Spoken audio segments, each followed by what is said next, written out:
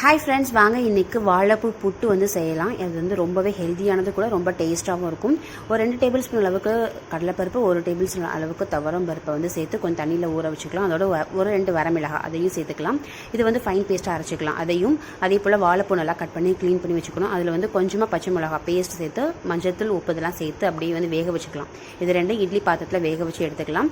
கடாயில் வந்து எண்ணெய் ஊற்றி கடுகு, சீரகம் இதெல்லாம் போட்டுக்கலாம். உளுந்தெல்லாம் போட்டு ஒரு பெரிய வெங்காயத்தை நறுக்கி போட்டு அதோட வரமிளகாய், ஒரு பச்சை மிளகாய், கருவேப்பிலை எல்லாமே சேர்த்துக்கலாம். சேர்த்துட்டு இதில் வந்து ஒரு 1/4 மூடி அளவுக்கு தேங்காய் பேஸ்ட் வந்து அரைச்சி சேர்த்துக்கலாம்.